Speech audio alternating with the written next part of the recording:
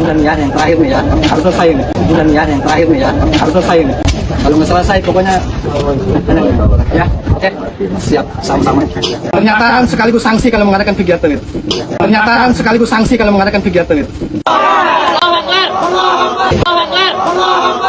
Janganlah permasalahan ini dibesar-besarkan. Halo kaum intelektual sekalian, wow, gila. Ini kejadian yang sangat luar biasa. Ini kejadian yang tidak bisa ditoleransi. Bayangkan, umat Kristen lagi ibadah, tapi diusir coy. Wow. Diusir paksa. Kenapa sih? Ya, di Konoha itu banyak yang intoleran gitu. Ya, sekedar untuk berdoa aja kita harus minta izin gitu sama mayoritas. Kenapa minoritas di Konoha itu diperlakukan tidak adil? Apa alasannya?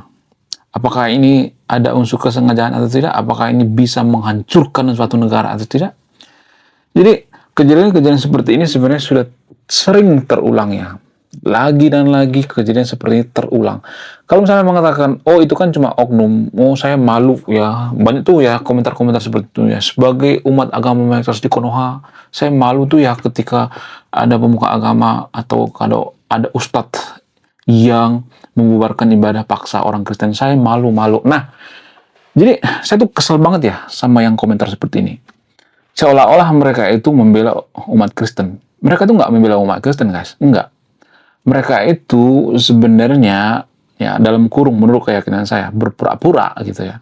Kalau mereka benar-benar membela yang namanya kebenaran, mereka itu membela umat Kristen atau membela minoritas, membela saudaranya minoritas, maka mereka akan ngegebukin pemuka agama atau orang-orang yang melakukan persekusi rumah ibadah atau membubarkan paksa ibadah. Padahal pada faktanya nggak ada tuh kan. Jarang banget tuh. Ya. Kalaupun ada mungkin 1 dari 1.000 orang gitu. Jadi itu artinya secara tidak langsung hal ini sengaja dibiarkan tanpa kita sadari.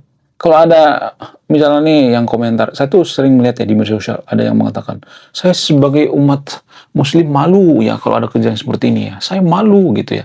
Tapi cukup sekedar gitu aja gitu. Regulasinya nggak ada gitu. Hukumnya nggak ditegakkan gitu ya. Ya cuma sekedar malu gitu ya. Ibaratnya gini ya. Ibaratnya kita punya utang gitu ya. Kita minta bantuan sama orang gitu ya. Tolong bantu dong ini ya. Saya ada jaminan ini bla bla bla. Ya kita cuma dikasih sabar gitu ya. Sabar ya. Turut prihatin ya gitu. Jadi nggak menyelesaikan masalah gitu. Jadi jangan berpikir kalau ada orang komentar itu, oh, saya malu ya kalau ada umat Muslim melakukan seperti itu. Jangan, itu cuman menghibur minoritas gitu ya, cuman menghibur sebentar doang gitu ya, nggak berefek gitu ya. Buktinya ya dari tahun-tahun selalu ada kejadian seperti ini ya, bahkan tiap minggu gitu ya ada kejadian seperti ini, ada yang viral, ada yang tidak viral gitu ya. Nah yang jadi pertanyaan, kenapa hal ini bisa terulang gitu? Apa alasannya? Apakah intoleransi itu bersumber daripada ajaran agama itu sendiri? Kalau misalnya mengatakan, oh enggak kok, tapi kan kenapa oknumnya banyak banget gitu ya? Kenapa bisa tiap minggu gitu kejadian seperti ini? Kalau oknumnya 1-2 orang berarti, oh itu bukan masalah agama gitu ya. Ini bukan masalah ajaran gitu. Tapi kan permasalahannya kenapa terus berulang gitu? Terus berulang gitu. Apa alasannya? Apakah karena kita kehilangan jati diri? Apakah ini bisa menghancurkan suatu negara? Jadi tanpa kita sadari, hal seperti ini bisa menghancurkan negara kita tanpa kita sadari. Lah, kok bisa? Jadi gini. Dan ini jarang dibongkar ya. Mungkin saya yang pertama ngebongkar ini. Jadi guys, tanpa kita sadari, kenapa Timor Leste itu pisah dari Konoha itu tidak lepas daripada faktor agama. Ya, lebih tepatnya mendiskriminasi minoritas. Karena Timor Leste itu kan mayoritas Katolik ya. Jadi guys, zaman dulu, zaman pemerintahan Pak Soeharto, ada kebijakan setiap hari Minggu itu ada kerja bakti. Kalau nggak salah itu dari jam 8 sampai jam 11 atau jam 10 ya. Nah, ada tuh kerja bakti. Waktu saya kecil, ya orang tua saya itu sering ikut kerja bakti ya. Bersihin lingkungan, gorong-gorong, ya, sampah, dan sebagainya ya. Jadi ada kerja bakti. Nah, apa hubungannya hal ini dengan Timor Leste minta merdeka? Sebenarnya ada banyak faktor ya, Timor Leste minta merdeka ya. Ada faktor daripada sejarah ya dan lain sebagainya. Ada banyak faktor, tapi faktor yang paling berpengaruh ini. Jadi orang Timor Leste itu ngamuk gitu ya. Mereka berpikir kok pemerintahan Soeharto ini mendiskriminasi minoritas. Jelas-jelas tahu kan umat Kristen kalau hari Minggu itu kan gereja, ada yang sekolah Minggu, ada yang gereja pagi gitu. Loh, kok kita disuruh kerja bakti? Jadi pemerintah saat itu dianggap tidak peduli dengan minoritas. Pemerintah saat itu dianggap mendiskriminasi minoritas. Nah, ini kan sepele kan, tapi sangat berpengaruh. Ini jarang disadari. Dan pemerintah Konoha dari dulu seperti itu guys, tidak peduli dengan minoritas. Sehingga apa? Sehingga Timor Leste minta merdeka. Lah, apa hubungannya? Berhubungan. Jadi ini namanya menyimpan dendam secara berkala. Ya, Timor Leste kan zaman dulu kan, saya tidak mengatakan orang Timor Leste itu pendendam ya, tapi kan mereka menyimpan itu ya. Ketika pemerintahan Soeharto ada kerja bakti hari Minggu, udah tahu waktu hari Minggu itu adalah ibadah gereja, kan nggak bisa ibadah karena kerja bakti kan, bentrok gitu ya, nggak memikirkan gitu. Sama halnya dengan misalnya nih, kalau jam 12 siang, waktu sholat berjamaah, waktu hari Jumat, disuruh kerja bakti. Apa nggak marah tuh umat muslim? Marah kan? Pasti negara pasti digoyang kan? Pasti dicap jolim kan? Sama halnya seperti itu. Ya, tapi ini jarang kita sadari gitu. Ya, jarang ngebongkar ini guys. Ya, saya pertama kali ngebongkar ini ya. Kemudian selain itu, apakah mempersekusi rumah ibadah, ya, mengusir paksa lagi ibadah seperti ini bisa menghancurkan negara kita? Bisa dong. Jadi hal ini seperti menabung dendam gitu ya, menabung bara api gitu ya, sedikit demi sedikit gitu ya. Karena alasan paling kuat seseorang atau suatu bangsa hancur itu karena dipengaruhi oleh agama. Jadi jangan sepele guys. Buktinya Timor Leste itu. Ya, bagaimana dengan Aceh? Aceh juga sebenarnya pengen pisah dari Konoha itu karena apa? Karena mereka pengen mendirikan negara Islam kan. Jadi motifnya agama kan. Lagi-lagi motifnya agama. Ya. Menurut keyakinan saya Papua juga seperti itu. Makanya bendera Israel itu dikibarkan di Papua. Kalau mereka demo gitu ya, mereka bawa bendera Papua, bendera Israel itu ya. Jadi dugaan saya atau keyakinan saya Papua juga seperti itu kok. Ya, karena apa? Karena perbedaan daripada agama. Ya, karena perbedaan agama kan menciptakan perbedaan pola pikir.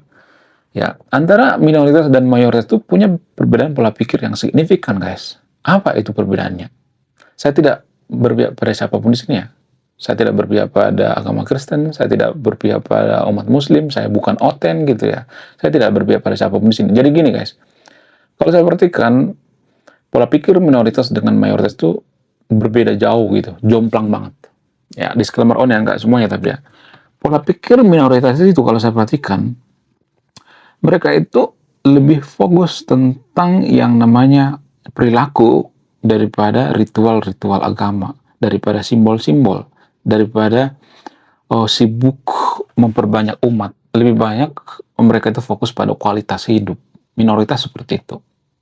Itulah asalnya kenapa orang China itu mayoritas, bukan mayoritas, maksudnya sangat banyak masuk agama Kristen. Karena apa? Karena kualitas.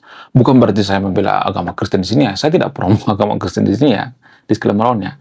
Karena terbukti Amerika bisa maju karena faktor daripada agama Kristen. Ada faktor lain sebenarnya kenapa Amerika itu maju. Tapi yang paling mempengaruhi itu karena filosofi Protestanisme. Filosofi Protestanisme itu menjadikan Amerika jadi negara maju. Karena apa? Karena filosofi Protestanisme itu mengajarkan yang namanya integritas, kejujuran, dan tidak suka mengganggu ibadah orang lain. Kalau kita bandingkan dengan Amerika misalnya, apakah Amerika itu benci dengan umat Muslim? No. Tapi kan banyak orang Konoha berpikir bahwa Amerika itu benci dengan umat Muslim. Apa buktinya? Buktinya ada sekitar 4 juta umat Muslim yang ada di Amerika. Apakah mereka digusur saat melakukan ibadah? Enggak. Kemudian kalau misalnya mengatakan, oh ada tuh kejadian-kejadian, ya saya mengaku itu, tapi tidak sebanyak yang ada di Konoha. Jadi kejadian di Konoha itu kasus ya pembubaran paksa, kemudian persekusi dan sebagainya, ada 1.000 kasus semenjak reformasi. Ini menurut data, menurut fakta. Di Amerika apakah seperti itu? Enggak. Makanya Donald Trump mengatakan umat Kristen adalah salah satu umat yang paling sering dizolimi di seluruh dunia. Bukan berarti saya mengatakan Kristen itu si paling terjolimi ya. Jadi mohon maaf bagi teman-teman Muslim ya, saya tidak mengatakan semua umat Muslim itu jahat, enggak. Ada juga umat Muslim yang baik, tapi jumlahnya minoritas. Belum kita lanjut. Jadi guys, kemarin ada yang nanya, lu apa sih kontribusinya bagi negara ini? Lu cuma ngebacot doang, nggak ada kontribusi. Nah, kontribusi saya ini guys ya, saya nulis buku. Riset saya ini bertahun-tahun guys, kurang lebih 5 tahun. Jadi biaya yang saya keluarkan untuk riset buku ini puluhan juta. Namun, saya jual buku ini di bawah 100.000. Gambaran daripada buku ini tentang sisi gelap daripada pemuka agama yang ada di Konoha. Bercerita tentang culture, sisi-sisi gelap politisi, ya, dan lain sebagainya. Jadi, itu artinya ya umat Kristen di seluruh dunia itu ya banyak yang dipersekusi gitu. Kalau saya mengatakan, oh di negara lain mereka jahat kok, bla bla bla, di mana coba? Negara mana gitu? Kita ambil contoh misalnya seperti di Filipina. Filipina itu kan mayoritas Kristen ya. Apakah ada mempersekusi orang lagi ibadah di sana? Jangan jauh-jauh deh, Timor Leste ya. Ya coba komentar ya di kolom komentar bagi yang berasal dari Timor Leste. Saya yakin yang nonton video ini ada banyak dari Timor Leste. Tolong tulis di kolom komentar. Apakah orang Timor Leste yang mayoritas Kristen, yang mayoritas Katolik mempersekusi umat Islam ketika sholat berjamaah? Gak ada kan? Mana datanya? Kita bicara by data. Ya, saya tidak membela agama Kristen di sini ya. Disclaimer online, saya tidak promosi ya. Saya tidak butuh umat gitu ya. Ngapain saya nyari umat? Enggak. Saya itu berpihak pada kebenaran. Kalau benar ya katakan benar, kalau salah salah gitu. Di Timor Leste nggak ada seperti itu. Padahal mereka tuh 98% ya, hampir 100% ya, mereka beragama Kristen Katolik. Apakah mereka mempersekusi umat Muslim yang ada di sana? Enggak. Apakah umat Muslim di sana itu diusir? Enggak. Apakah umat Muslim di sana enggak betah? Ya mereka betah. Nah yang jadi pertanyaan, kenapa di negara kita itu parnoan gitu ya? Jadi kita itu parnoan dengan orang Kristen ya, parnoan dengan agama lain gitu ya. Buddha ancaman, Hindu ancaman, ateis ancaman, agnostik ancaman, agama lokal ancaman, semuanya ancaman, semuanya dimusuhi gitu. Ya, padahal kalau boleh jujur itu ya, ancaman yang sebenarnya itu adalah ketika ada pemuka agama yang mengajarkan tentang kebencian-kebencian terhadap agama lain. Itu ancaman yang sebenarnya. Kalau ada pemuka agama yang mengajarkan nggak boleh berteman dengan Kristen, nggak boleh berteman dengan kafir dan lain sebagainya, inilah ancaman yang sebenarnya. Ini sebenarnya yang menghancurkan negara kita, sedikit demi sedikit gitu ya. Ini menghancurkan negara kita. Jadi kalau satu saat Konoha itu bubar, ya jangan salahin gitu ya. Jangan salahin kenapa bubar gitu. Saya tidak sedang memprovokasi untuk video. Saya tidak menginginkan itu ya. Tapi kalau suatu saat Konoha itu bubar, karena selama ini ada masalah yang sering ditabung-tabung gitu. Ya, ada masalah yang sering dipendam gitu. Makanya saya bikin konten ini supaya apa? Supaya kita itu nggak perang saudara gitu. Jadi kalau masalah seperti ini dibiarkan terus, bisa terjadi perang saudara kan, seperti yang ada di Nigeria kan. Perang saudara mereka tuh karena perbedaan agama gitu. Ya, negeri utara dengan negeri selatan. Perang orang itu. Apakah itu yang kalian mau gitu? Padahal nenek moyang kita tidak pernah mengajarkan seperti itu. Enggak pernah. Coba saya mau nanya sama itu video ini. Apakah nenek moyang kita itu mengajarkan memusuhi agama lain? Apakah nenek moyang kita itu mengajarkan untuk mempersekusi umat agama lain? Enggak ada. Enggak ada tuh. Mana coba datanya? Jadi saya tuh nggak tahu ya, kita ini sebenarnya ajaran dari mana gitu ya.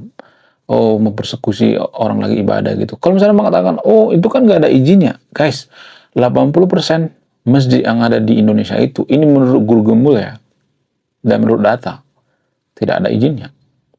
Nah, kalau kita bicara tentang izin, kenapa gitu ya? Kenapa kalau misalnya umat Kristen nggak punya izin, kita mempersulit gitu? Ya, secara tidak langsung kan ini kebencian kita terhadap umat Kristen kan? Dalam kurung, gue benci sama lu umat Kristen. Ya, lu itu pada sesat gitu ya, dalam kurung ya. Warga Konoha mengatakan seperti itu secara tidak langsung. Kalian itu sesat, kalian itu menyembah manusia. Nah itu tuh ya prinsip-prinsip yang ada di Konoha. Kalian itu menyembah manusia, nggak masuk akal manusia itu disembah. Manusia dijadikan Tuhan ya. Tuhan dilahirkan oleh manusia. Itu kan sebenarnya alasan daripada warga Konoha menyesatkan yang beda agama kan. Tapi kalau kita fair-fairan, kalau kita jujur ya tapi kan kita kan susah jujur ya. Terutama orang yang mau agama. Jadi gini guys, apakah agama itu masuk akal atau tidak? Kalau kita bahas dari sosiologi misalnya, ini dari sudut pandang sosiologi ya, bukan dari sudut pandang agama ya. Apakah agama itu masuk akal? No, agama nggak masuk akal. Bukan berarti saya nyuruh yang muslim untuk tidak beragama ya. Agama itu nggak masuk akal. Apa dasarnya? Mana dalilnya? Mana datanya? Menurut data dari Durkheim, ya, seorang sosiolog dari Prancis, dalam bukunya dia mengatakan agama itu adalah subjektif, keyakinan. Nah, yang namanya subjektif dan keyakinan itu tidak masuk akal. Sesuatu hal yang subjektif dan berbau keyakinan itu tidak bisa dibuktikan secara ilmiah, artinya tidak masuk akal. Masuk akal itu kan versi mereka masing-masing gitu ya.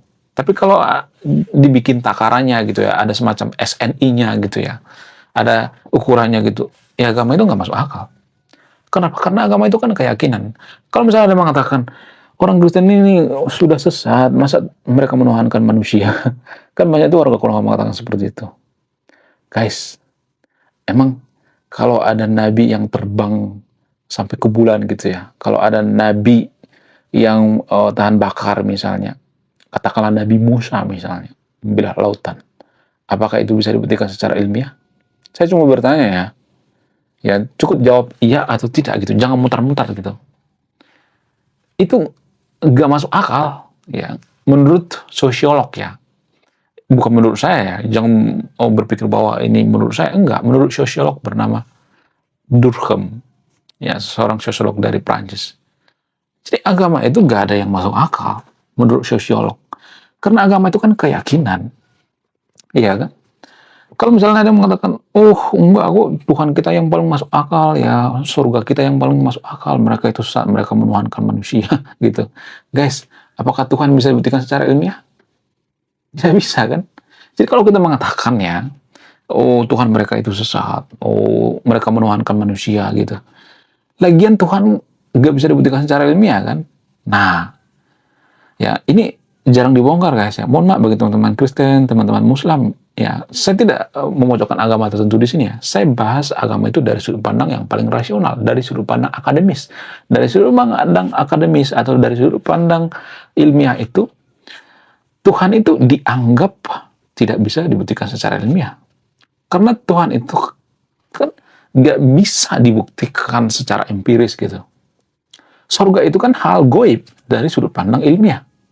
Lalu kenapa kita memperebutkan, oh kita yang masuk surga, mereka sesat, mereka menuhankan manusia gitu. Ya kan? Ini terdengar janggal memang, tapi saya harus ngomong gitu apa adanya. Karena banyak di Konoha itu orang yang mabuk agama gitu ya. Jadi orang-orang yang membubarkan ibadah paksa ini kan karena mereka mabuk agama, mereka mau bahwa mereka agama yang paling masuk akal gitu. Jadi ini alasannya ya, overall ini alasannya kenapa di Amerika itu tidak suka mempersekusi rumah ibadah orang lain. Masjid nggak pernah dipersekusi di Amerika, karena Amerika berpikir bahwa agama itu kan nggak masuk akal, ngapain kita mempersekusi mereka juga gitu. Ya kemudian di Eropa juga kalau kita perhatikan ya gereja dijadikan kafe dan lain sebagainya. Karena apa? Karena ya mereka menganggap bahwa agama itu tidak masuk akal.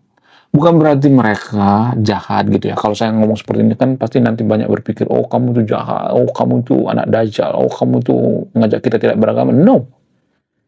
Justru negara paling maju di dunia ini mereka tidak peduli dengan agama.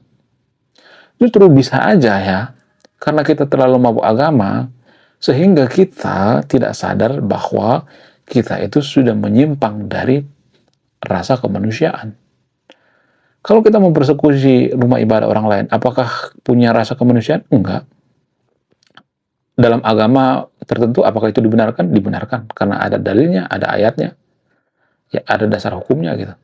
Tapi permasalahannya, apakah ini bijaksana atau tidak? Enggak. Boro-boro bijaksana. Orang IQ 78. Yang mengatakan seperti ini bukan saya guys ya, tapi Pak Rui Hasan ya, bukan saya. Bukan berarti saya ngefans sama Rui Hasan ya. Saya tidak ngajak yang untuk menabikan Rui Hasan. Saya tidak ngajak seperti itu ya. Saya tidak ngajak yang video untuk gabung sama pengajian Rui Hasan. Saya juga nggak gabung kok ya. Tapi saya bicara by data gitu ya, bicara fakta. Ya jadi kalau ada warga Konoha yang mengatakan orang Kristen ini sesat menuhankan manusia gitu ya. Ya kita kan menganggap bahwa Tuhan itu kan maha segalanya kan. Coba bayangkan, Tuhan itu maha segalanya. Jadi di satu sisi kita menganggap bahwa orang Kristen itu sesat karena menuhankan manusia gitu ya, sehingga kita mempersekusi orang-orang Kristen. Itu kan dasarnya kan, karena kita menganggap bahwa agama kita yang paling benar kan, kemudian agama lain sesat kan, terutama agama Kristen kan, itu kan dasarnya, sehingga kita berani mempersekusi agama lain kan. Ya, jadi kalau misalnya kita mengatakan bahwa Tuhan orang Kristen itu sesat gitu ya, mereka menuhankan manusia, wong Tuhan kan bisa maha segalanya katanya. Ya masa jadi manusia aja nggak bisa? Bisa dong ya kan? Ya cuma kan kita setara ganda ya. Kalau saya ngomong seperti ini nanti saya akan dikata-katain, kamu anti agama gitu ya. Justru negara yang paling maju di dunia ini, 10 negara paling maju di dunia ini seperti Australia, Jepang, ya Singapura dan sebagainya. Mereka nggak peduli dengan agama. Mereka mengesampingkan agama. Ya justru negara kita paling beragama, si paling religius, tapi marak terjadi yang namanya kejahatan. Ini kejahatan namanya, kejahatan yang dipelihara tanpa kita sadari ya. Jadi guys, dulu juga saya berpikir bahwa agama saya yang paling benar. Dulu saya juga pernah mabuk agama kok. Saya harus mengakui waktu SMP. Saya dulu si paling rohani gitu ya, si paling beragama ya. Ya dulu saya itu ya kalau ibadah itu saya pamer-pamerin gitu ya, seolah-olah saya itu rajin ibadah gitu ya. Ya kemudian dulu saya itu kalau ada yang mengkritik agama saya, pengen saya bunuh gitu ya.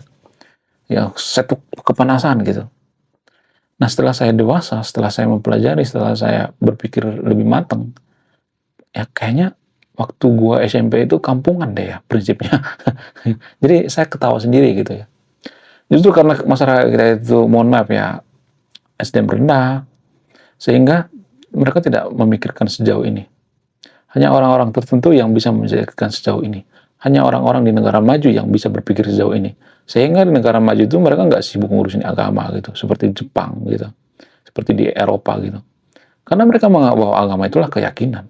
Nah kan namanya keyakinan ya kan. Keyakinan kan subjektif, bukan objektif. Artinya gini, kalau gue yakin ya dengan menyembah Naruto ini bisa masuk surga, maka ya udah yakin aja gitu. Kalau ada orang misalnya mengatakan ya agama lain misalnya, menyembah gelas ini bisa masuk surga kok. Ya, lalu kita mengatakan ya umat pengajian yang mengklaim bahwa ini bisa masuk surga kalau menyembah ini. Lalu kita mengklaim bahwa yang menyembah gelas ini adalah orang yang sesat gitu. Ya kan sama-sama tidak bisa dibuktikan secara ilmiah. Itu kan sama-sama keyakinan gitu. Ya cuma kan di Konoha kan hal seperti ini kan agak tabu ya. Jarang ya orang yang berpikir sejauh ini. Ya walaupun pangkatnya kompresor bocor ya. Walaupun sudah punya pangkat kompresor gitu ya, profesor, dokter dan sebagainya. Kalau sudah berhubungan dengan agama itu maka otaknya akan beku. Itu fakta guys. Makanya pengamat-pengamat di Konoha itu kalau sudah terjadi perang antara Iran dan Amerika, kemudian Israel perang dengan Palestina, maka otaknya akan beku. Mereka akan membela yang seiman gitu. Nah yang jadi pertanyaan, apakah justru agama ini menghancurkan negara kita? Silakan sebutkan sendiri. Jadi kalau ada ajaran mengatakan bahwa agama saya yang paling benar, agama saya yang paling suci, agama lain sesat, ya orang Kristen ini menyembah Tuhan manusia gitu ya. Mereka ini menyembah manusia dijadikan Tuhan dan sebagainya, kita menganggap yang paling benar gitu, yang paling suci, padahal kita juga tidak bisa mengilmiahkan ya, kita tidak bisa mengilmiahkan bahwa bumi itu datar gitu ya, bahwa dalam kitab suci itu manusia itu berasal dari tanah gitu ya. Dalam kitab suci agama mayoritas di Konoha itu kan ada ayat yang mengatakan bahwa manusia itu berasal dari tanah. Apakah ini bisa dibuktikan secara ilmiah? Nggak bisa. Ya, jadi ini yang perlu kita pahami. Ya, kalau dalam kitab itu dikatakan bahwa manusia itu berasal dari tanah itu, berarti secara tidak langsung kita saudaraan dengan genteng kan? Ya, genteng itu kan dari tanah liat ya. Kemudian kita berasal dari celengan Semar gitu ya. Kita saudaraan dengan tanah liat gitu ya dan sebagainya. Nah, yang jadi pertanyaan, apakah ini bisa dibuktikan secara ilmiah? Nggak bisa. DNA manusia itu nggak ada hubungan dengan tanah. Ya, sama sebenarnya. Jangan menganggap bahwa agama lain sesat, agama kita yang paling masuk akal. Manusia berasal dari tanah, nggak bisa dibuktikan secara ilmiah. Masuk akal dari mana? Ya, jadi ini yang perlu kita pahami sebagai kaum intelektual ya. Marilah kita nasihati gitu ya lingkungan kita gitu ya. Karena lingkungan kita itu kan sudah toksik ya.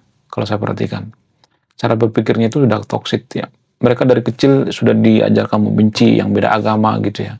Nggak boleh berteman dengan ini, berteman dengan itu gitu ya. Jadi harusnya kemanusiaan itu di atas daripada agama, bukan agama di atas daripada kemanusiaan. Ya, menurut kalian gimana? Coba tulis kolom komentar ya. Saya tidak akan berpihak di video ini ya. Saya bukan oten ya. Silakan simpulkan sendiri. Saya tidak akan menyimpulkan. Oke guys, sekian video ini. Terima kasih sudah memahami. Saya kaum intelektual. Salam rasional.